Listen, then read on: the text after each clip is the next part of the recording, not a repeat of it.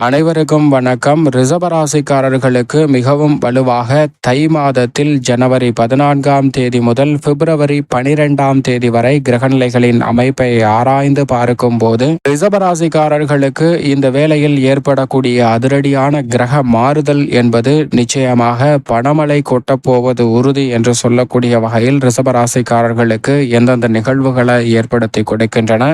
அதோடு மட்டுமல்லாது அலட்சியம் வேண்டாம், அவசியமாக கண்ணும் கருத்துமாக செயல்பட்டால் மிக சிறப்பான அருமையான முன்னேற்ற வாய்ப்புகளை சந்திப்பதற்கான முதன்மையான யோகம் எந்தெந்த விஷயங்களில் நிறைவாக கிடைக்க போகிறது என்பதை ஆராய்ந்து பார்க்கும்போது ரிஷபராசிக்காரர்களுக்கு மிகவும் வலுவாக இந்த வேளையில் ராசியின் அதிபதியாக இருக்கக்கூடிய சுக்கிரன் உச்சம் பெறுகிறாருங்க. தை மாதத்தின் பிற்பகுதியில் 15ஆம் தேதிக்கு பிறகு, அதாவது ஜனவரி 28ஆம் தேதியிலிருந்து உச்சம் பெறக்கூடிய சுக்கிரன் சுமார் 3 அல்லது 4 மாத காலம் வரை நேர்கதியிலும் வக்ரகதியிலும் வலுவாக உச்சம் பெற்று சஞ்சரிக்க போகிறார். எனவே இந்த ஜனவரி மாதத்திலிருந்து மே மாதம் வரை மிகவும் அற்புதமான முன்னேற்ற வாய்ப்புகளை அபரிவிதமாக சந்திப்பதற்கான முதன்மையான அதிர்ஷ்ட யோகம் சுக்கிரனின் அமைப்பால் நிறைவாக உண்டு. எனவே சரியாக பயன்படுத்திக் கொள்ளுங்கள். அதோடு மட்டுமல்லாது ராசியின் அதிபதியாக இருக்கக்கூடிய சுக்கிரன் முற்பகுதியில் சனியுடன் ஆட்சி பலம் பெற்றிருக்கக்கூடிய சனியுடன் இணைந்தும் பிற்பகுதியில் ராகுவுடன் இணைந்தும் லாபஸ்தானத்தை வலுப்படுத்துவது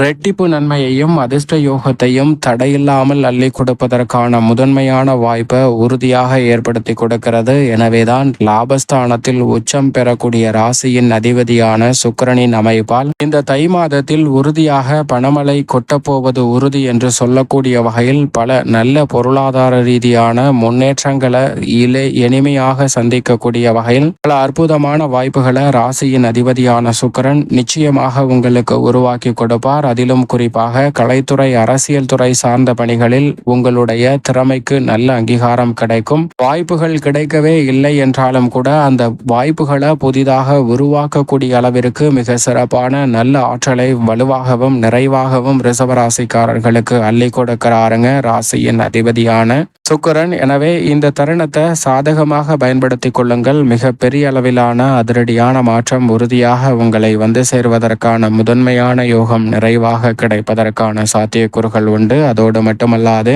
எந்த ஒரு பணியை மேற்கொண்டாலும் அதை லாபம் நிறைந்தவையாகவும் பல மடங்கு முன்னேற்றத்தை வலுவாக சந்திக்கக்கூடிய வகையில் அபரிவிதமான வளர்ச்சியை உருவாக்கக்கூடிய வகையிலும் மிக சிறப்பான அதிரடியான மாற்றங்களை சந்திப்பதற்கான முதன்மையான யோகம் கிடைக்கிறது. எனவே பல்வேறு வகையான காரிய தடைகள் முற்றிலுமாக ரிஷபராசிக்காரர்களுக்கு விலகும். அதோடு மட்டுமல்லாது முழு சுபகிரகம் என்று அழைக்கக்கூடிய குரு பகவானும் இந்த வேளையில் வக்ர நிவர்த்தி பெறுகிறார். ஜென்மத்தில் வக்ரகதியில் வலம் வந்த குரு பகவான் வக்ர நிவர்த்தி பெற்று 2ஆம் இடமாகிய தனஸ்தானத்தை நோக்கி நகர போகிறாருங்க. தனது சஞ்சார அமைப்பில் 75% மேல் கடந்த குருவின் அமைப்பால் ஜென்ம குருவால் பெரிய அளவில் மாற்றம் உறுதியாக சந்திப்பதற்கான வாய்ப்பு உண்டு. ஏனென்றால் ராசியின் அதிபதியான சுக்கிரன் உச்சம் பெறக்கூடிய வேளையில் குரு பகவானும் வக்ர நிவர்த்தி பெற்று பலம் பெறுகிறார். எனவே நிறைவான மாறுதலை உறுதியாக சந்திப்பதற்கான நல்ல வாய்ப்பு மற்ற ராசிக்காரர்களை காட்டிலும் சற்று கூடுதலாகவே ரிஷபராசிக்காரர்களுக்கு எளிதில் கிடைப்பதற்கான யோகம் நிச்சயமாக உங்களை தேடி வருகிறது. திருமணம் உள்ளிட்ட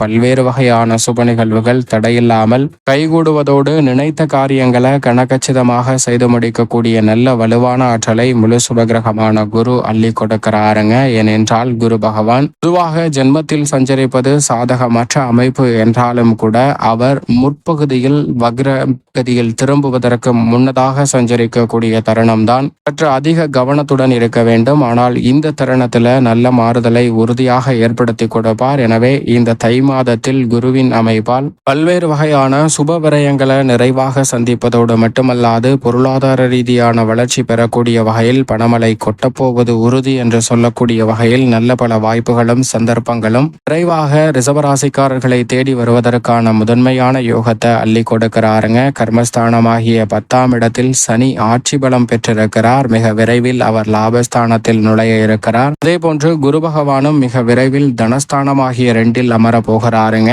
எனவே நினைப்பதை காட்டிலும் அதிரடியான மாற்றம் குரு மற்றும் சனியின் அமைப்பால் நிச்சயமாக ரிஷபராசிக்காரர்களுக்கு உண்டு.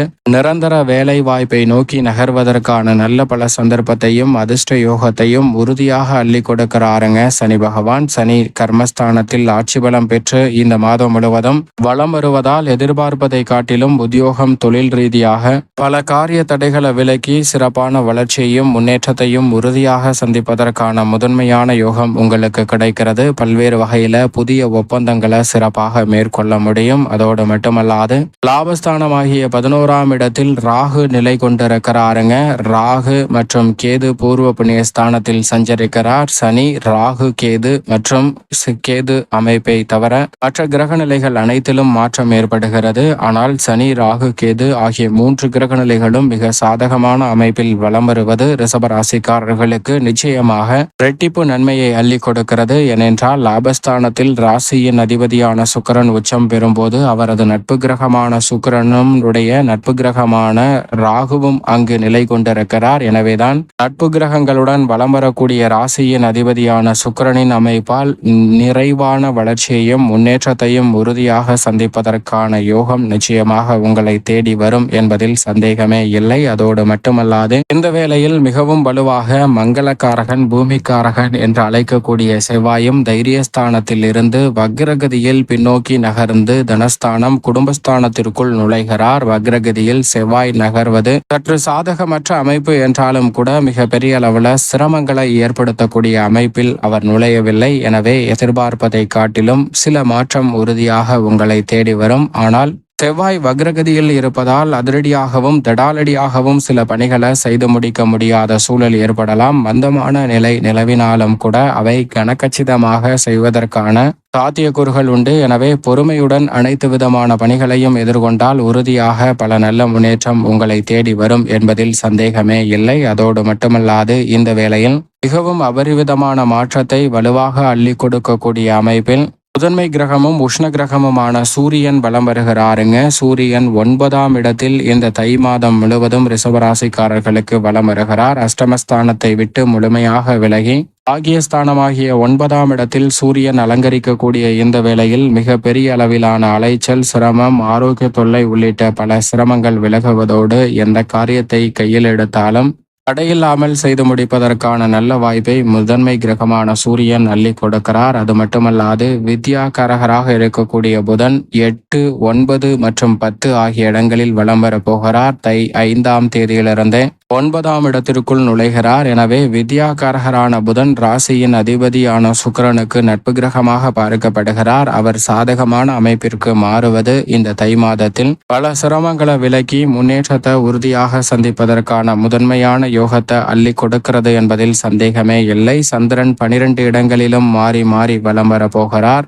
இந்த மாதத்தின் துவக்கத்தில் ராசியின் ராஜ யோகாதிபதியான சந்திரன் ஆட்சி பலம் பெற்று சஞ்சரிக்கிறாருங்க. எனவே நிறைவான முன்னேற்ற வாய்ப்புகள் அலட்சியம் இல்லாமல் செயல்பட்டால் உறுதியாக உங்களை தேடி வரும். மேலும் இந்த தை மாதத்தை மிக சிறந்த மகிழ்ச்சிகரமான மாதமாக மாற்றிக்கொள்ள உறுதியாக பொங்கல் பண்டிகை உள்ளிட்ட பல விசேஷ தருணங்கள் வரக்கூடிய இந்த வேளையில் குலதெய்வ வழிபாட்டை மேற்கொள்ளுங்கள். அதோடு மட்டுமல்லாது அருகாமையில் உள்ள ஆலயம் சென்று தீபம் ஏற்றி வழிபாடு செய்யுங்கள். தடை தாமதம் அனைத்தும் விலகி தங்களுடைய வாழ்வில் மிக சிறப்பான நன்மையும் வளர்ச்சியும் முன்னேற்றமும் உங்களை தேடி வருவதற்கான முதன்மையான அதிர்ஷ்ட யோகம் கிடைக்கும் என்பதில் சந்தேகமே இல்லை. ரிஷபராசிக்காரர்களுக்கு